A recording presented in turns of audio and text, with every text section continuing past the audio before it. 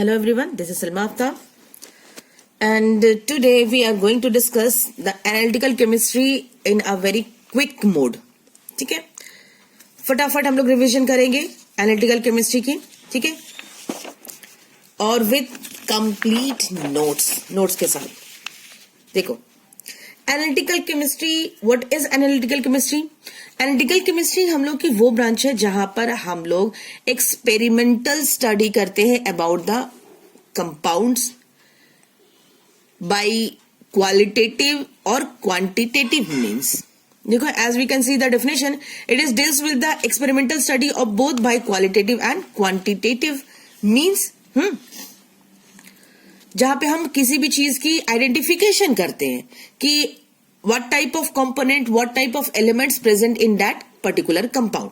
ठीक है, analysis means, because हम लोग यहाँ पे यूज कर रहे हैं क्वांटिटेटिव एनालिसिस, चैप्टर का नाम ही है एनालिटिकल केमिस्ट्री. तो analysis, it is the determination of the chemical components in a given sample is called analysis. किसी भी केमिकल कंपोनेंट, चाहे फूड इंडस्ट्री हो, मार्केट की जितनी भी इंडस्ट्रियल फील्ड है, वहां पर हम लोग कैसे एनालाइज करते हैं different elements, different components in that particular compound is called as analysis. बहुत बड़ा इंपॉर्टेंट रोल है. हम लोग लैब्स में भी काम करते हैं. जब लैब में काम करते हैं तो वहां पे भी चेक करते हैं कि एक पर्टिकुलर कंपाउंड में कौन सा कंपाउंड, कौन सा कटायन, कौन सा अनायन प्रेजेंट है.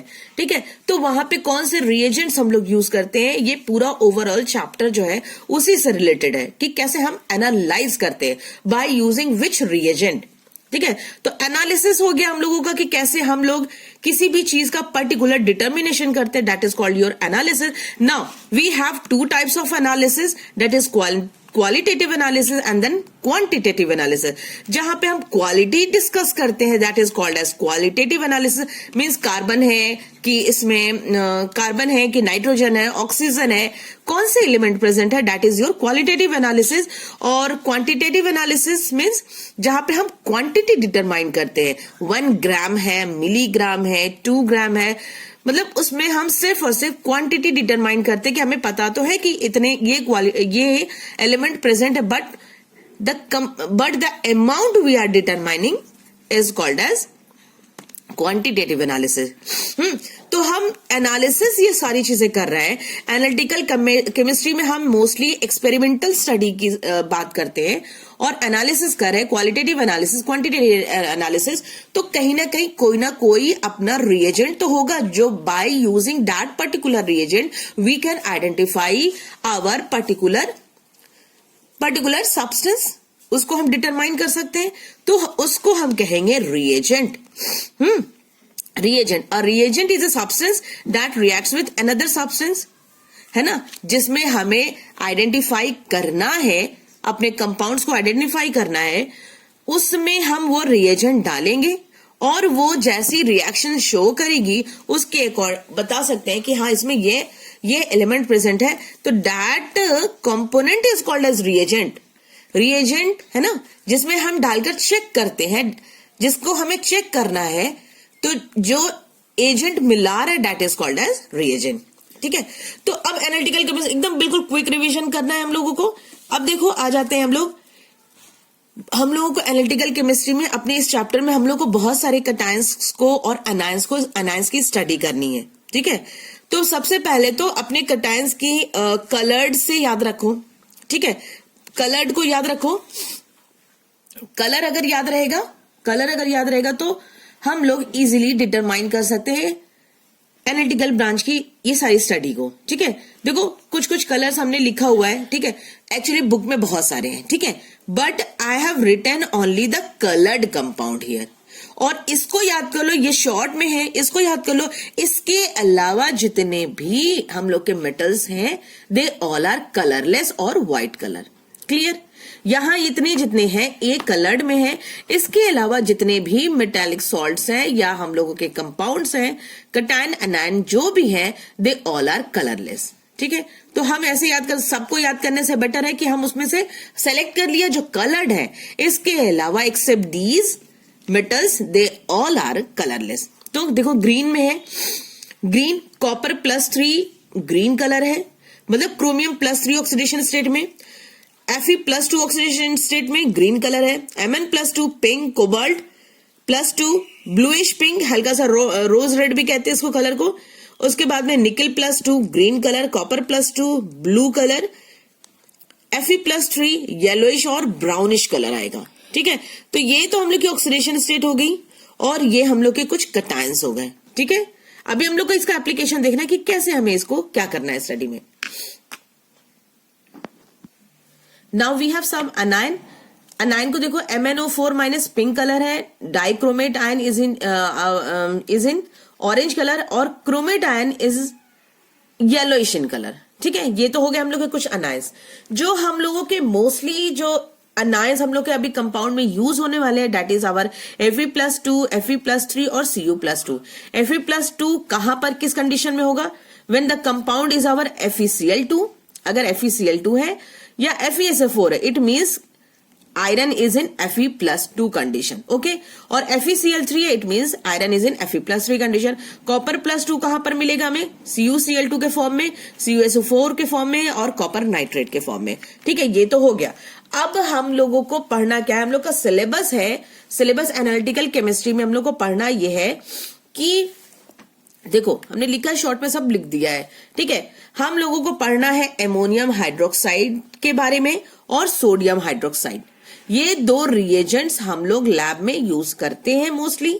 ये दो रिएजेंट्स हम लोग यहां पर भी यूज करेंगे। ठीक है, ये दो रिएजेंट्स हम लोग यहां पर यूज करेंगे, NaOH और NH4OH। ठीक है, और उसके अपने अपने सॉल्ट से हम उसको रिएक्शन करवाएंगे। ठीक है, ओवरऑल प्रोसेस यही है कि NaOH है हम लोगों के पास और अमोनियम हाइड्रोक्साइड है। इन दोनों रिएजेंट्स को यूज करके हम अपने अपने सॉल्ट्स में हम उसको रिएक्शन करवाएंगे और उसके बाद में हमें क्या मिलेगा और किसके बेसिस पे हम जज कर सकते हैं कि इसमें कैल्शियम प्रेजेंट है या मैग्नीशियम प्रेजेंट है, Fe प्रेजेंट है, ठीक है, Cu+2 प्रेजेंट है। वो कैसे?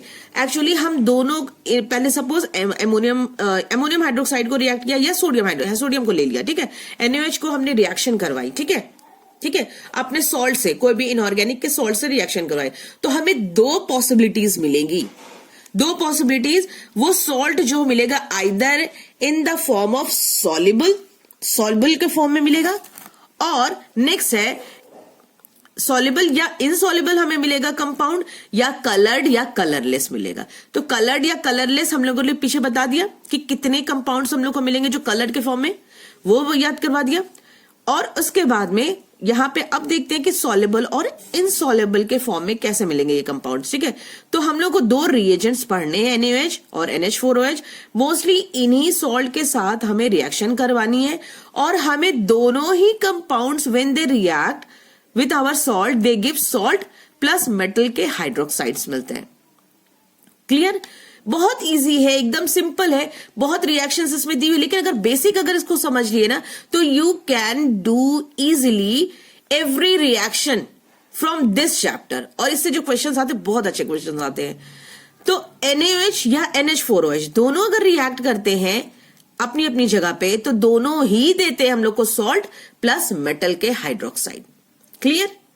और किस केसेस में मेटल के जो हाइड्रोक्साइड्स बनेंगे हम लोग को, either it is in soluble और इनसॉल्युबल फॉर्म, और कलर्ड और कलरलेस। ये दो पॉसिबिलिटीज में ये मेटल हाइड्रोक्साइड्स मिलेंगे। ठीक है, जो इनसॉल्युबल फॉर्म है that will be in your, इस इनसॉल्युबल पार्ट को हम लोग कहते हैं precipitate. Precipitation is the process, precipitation is the process of the formation of an insoluble solid when solutions are mixed। वही रिएजेंट को और जो सॉल्ट को हम मिक्स करेंगे और हमें जो इनसॉल्युबल पार्ट मिलेगा दैट इज कॉल्ड एज, वो प्रेसिपिटेट मिलेगा, and the process is called as precipitation. Clear? ठीक है, प्रेसिपिटेशन हो गया। अब हम एग्जैक्टली अपने टॉपिक पे आ रहे हैं। NaOH जब रिएक्ट करवाएंगे उसके अपने अपने सॉल्ट से, और तो हमें क्या क्या मिलेगा, किस फॉर्म में मिलेगा। ठीक है, तो हमें NaOH की स्टडी करनी है कि NaOH को एक बार हम लिटिल अमाउंट में अगर हम ऐड करेंगे तो हमें क्या मिलेगा और अगर उसको एक्सेस क्वांटिटी में हम इसको इंक्रीज कर देंगे तो हमें उसमें क्या ओवरऑल चेंजेस आ रही, क्या प्रोडक्ट मिलेगा, और उसके कलर के बेसिस पे और सॉलिबिलिटी के बेसिस पे वी कैन इजीली जज कि इसमें कौन सा मेटल्स प्रेजेंट है। क्लियर? ऐसे समझना है। अब देखो हमें मिला है, हमारे पास सॉल्ट है, जो सॉल्ट है वो it is the form of calcium nitrate. ठीक है, हम लोग के पास कुछ सॉल्ट्स है। ये देखो, पहले सॉल्ट्स को देख लो कि हमें कैल्शियम के सॉल्ट हमें लैब में किस फॉर्म में मिलेंगे, कैल्शियम नाइट्रेट के फॉर्म में। मैग्नीशियम के सॉल्ट्स मैग्नीशियम क्लोराइड के फॉर्म में। Fe+2 के सॉल्ट्स हम लोग FeSO4, Fe+3 FeCl3 के फॉर्म में, Cu+2 CuSO4 के फॉर्म में। उसके बाद में जिंक के सॉल्ट हमें जिंक सल्फेट के फॉर्म में, लेड के सॉल्ट हमें लेड नाइट्रेट के फॉर्म में। क्लियर? ये तो हम लोगों के हो गए सॉल्ट्स। अब इनकी सबकी रिएक्शन हम करवाएंगे। एक बार देखो, सबकी रिएक्शन हम करवा रहे हैं अपने sodium hydroxide, sodium hydroxide, sodium hydroxide, sodium hydroxide. ठीक है, ये हो गई रिएक्शन। वही अपना फिर से हमने लिखा है रिएक्शन में अपने अपने सॉल्ट्स। ठीक है, अपने अपने सॉल्ट्स लिख दिया CnO3। तो हमने क्या अभी इसके पहले पढ़ा, थोड़ा सा एक आइडिया लेने के लिए कि जितने भी सॉल्ट्स है वो सोडियम हाइड्रोक्साइड के साथ अगर रिएक्ट करेंगे they will give you another salt, एक सॉल्ट मिलेगा। ठीक है, और उसके बाद में आपको अपना मिल जाएगा प्रेसिपिटेट या मेटल के हाइड्रोक्साइड बनेंगे। ठीक है, मेटल के हाइड्रोक्साइड। तो सब में यही बनेगा, सब में। देखो, कैल्शियम नाइट्रेट को हम रिएक्ट करवा रहे हैं, calcium nitrate react with the sodium hydroxide. ठीक है, calcium nitrate react with sodium hydroxide. तो हमें क्या मिलेगा, इसका सॉल्ट मिलेगा सोडियम का ये और नाइट्रेट ये, वो दोनों कंबाइन कर गया और ये OH जो है वो पॉजिटिव पार्ट से रिएक्ट कर गया और हमें मिल जाएगा कैल्शियम हाइड्रोक्साइड। Calcium hydroxide. ठीक है, NaOH is your strong salt है हम लोग का। NaOH जो है स्ट्रॉन्ग बेस है और ammonium hydroxide is your weak base. ये हमेशा याद रखना कि sodium hydroxide is your strong base, sodium hydroxide जो है वो वीक बेस है। ठीक है, स्ट्रॉन्ग और वीक का मतलब ही यही हुआ कि वो इजीली, स्ट्रॉन्ग बेस जो है वो पूरी तरीके से डिसोसिएट कर जाता है और वीक बेस जो है वो डिसोसिएट कंप्लीटली नहीं कर पाता है। ठीक है, उसके आयंस में टूट नहीं पाते हैं। ठीक है, तो स्ट्रॉन्ग बेस हम डाल रहे हैं, वो इजीली क्या कर रहा है, सॉल्ट्स में फॉर्म कर रहा है, ब्रेक कर रहा है और उसके बाद में हमें इसके OH जो है इसके मेटल के साथ रिएक्ट करके कैल्शियम हाइड्रोक्साइड।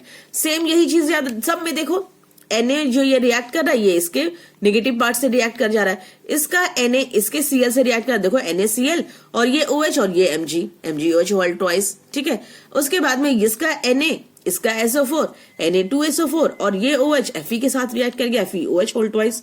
इसका Na और इसका Cl ये रिएक्शन हुई और उसके बाद में OH और Fe रिएक्ट कर गया FeOH होल थ्राइस। Na इसका फिर से SO4 Na2SO4 और इसका OH है इसका CuOH होल ट्वाइस। ये हो गई रिएक्शन। तो ऐसे देखो कि हम लोग को रिएक्शन लेके तो ये हमें प्रेसिपिटेट के फॉर्म में मिल रहा है। अब याद रखो कि बताया था कि किसके किसके कलर्ड फॉर्म में मिलेंगे, Mg, Ca, Mg, ये सब हमने पीछे नहीं पढ़ा। It means they will be in white colour और कलरलेस। ये हो गया। Fe जो है Fe+2 बताया था ग्रीन कलर है, Fe+3 ब्राउन कलर देगा, कॉपर+2 ब्लू कलर होगा।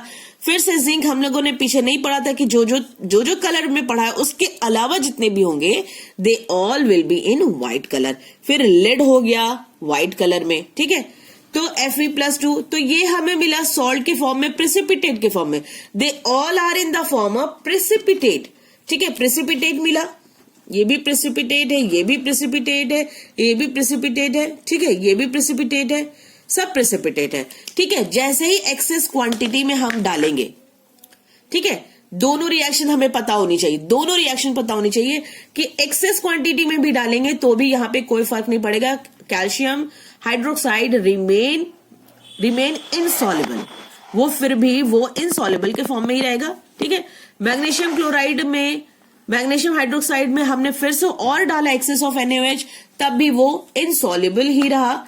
लेकिन ये भी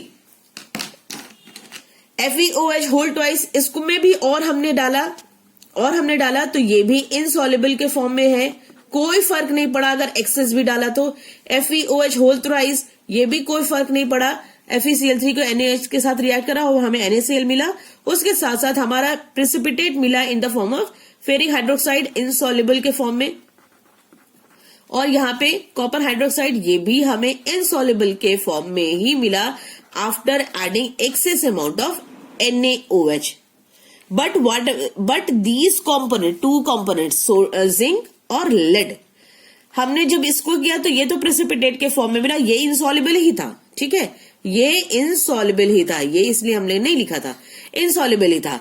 लेकिन as we add excess of NaOH in the same zinc hydroxide के साथ एक्सेस जैसे ही डाला, वो क्या हो गया, वाटर और सॉल्युबल हम लोग को सोडियम जिंकेट मिल गया और वो पूरी तरीके से डिसॉल्व हो गया, सॉल्युबल हो गया, ठीक है।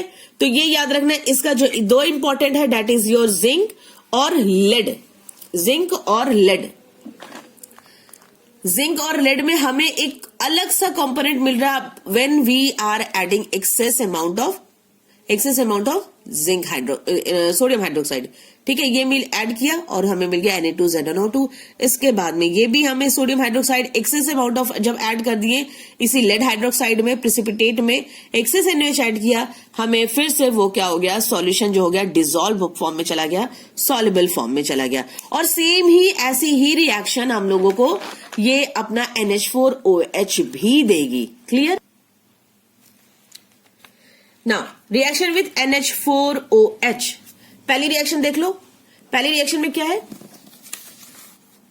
यह पहली रिएक्शन में कैल्शियम नाइट्रेट, वही कंपोनेंट हम लोगों ने लिया है, सॉल्ट अपना लिया है, कैल्शियम नाइट्रेट को हम रिएक्शन करवा रहे हैं NH4OH से, then there will be no reaction. क्यों? Because NH4OH is your weak base. और वीक बेस मीन्स वो NH4 प्लस और OH माइनस में वो ब्रेक नहीं कर पा रहा है, और यह OH की जो कंसंट्रेशन इतनी कम है कि वो इसके साथ में हाइड्रोक्साइड फॉर्म में, प्रेसिपिटेट के फॉर्म में नहीं बना पा रहा है, ठीक है। That's why there will be no reaction with the calcium nitrate. फिर हम आगे बढ़े, मैग्नीशियम क्लोराइड के साथ रिएक्शन हो रही है, इनसॉल्युबल सब इनसॉल्युबल। सिर्फ कहां, दो केसेस में हमें कॉपर और जिंक सॉल्युबल फॉर्म में मिलेगा when we add excess of ammonium hydroxide, ठीक है, excess of ammonium hydroxide. Clear? तो इधर सोडियम हाइड्रोक्साइड के साथ हमें कौन कौन सी दो कंपोनेंट मिली थी जो कि सॉल्युबल हो गई थी? NaOH के साथ हमें कौन सी मिली थी? Zinc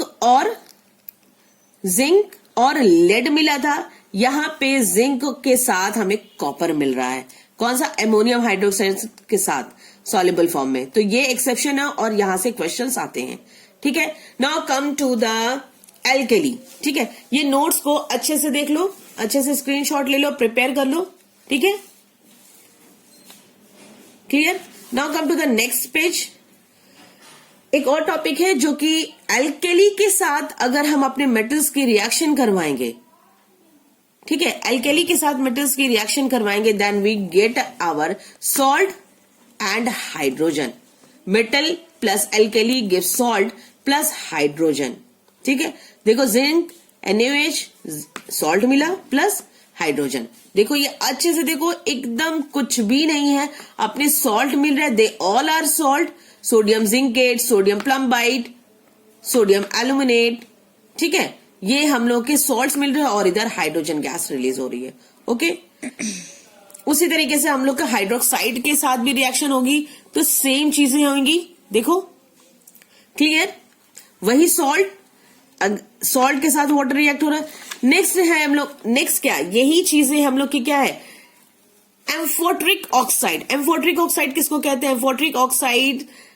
amphoteric oxides are those oxides जो कि डुअल कैरेक्टर शो करता है when it react with acid. हमें पता है कि एसिड जब भी बेस के साथ रिएक्ट करता है तो सॉल्ट बनाता है, हमें सॉल्ट देगा और वाटर देगा। Acid whenever react it will give salt plus water, ठीक है, तो एम्फोटेरिक ऑक्साइड भी ऐसे ही है, जो कि अगर जब एसिड के साथ रिएक्ट करते हैं तो वो बेस की तरह बिहेव करते हैं, and they when they react with base any base they behave like an acid. तभी एसिड और बेस जब भी रिएक्ट करते हैं एक सॉल्ट बनाता है, एक वाटर बनाता है। तो देखो जिंक ऑक्साइड ये हम लोगों का क्या है, बेस है, हम लोग का बेस है। एसिड के साथ रिएक्ट कर रहा है तो हमें जिंक, वही जिंक क्लोराइड और प्लस H2O दे रहा है। इट मींस ये एसिड है तो ये बेस होगा। क्लियर, एसिड है तो ये बेस की तरह बिहेव कर रहा है और जिंक क्लोराइड प्लस H2O दे रहा है। लेकिन यही zinc oxide when react with NaOH यानी कि बेस के साथ जब रिएक्ट कर रहा है तो it is acting like an acid. वही क्योंकि because we are getting the salt and water, और सॉल्ट बनने का मतलब ही यही है कि एसिड जब भी बेस के साथ रिएक्ट करता है तो सॉल्ट बनाता ही बनाता है।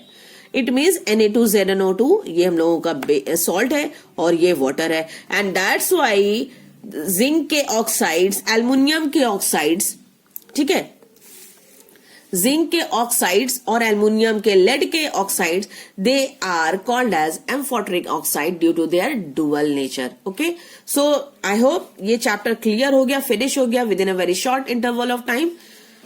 Till then take care and good bye.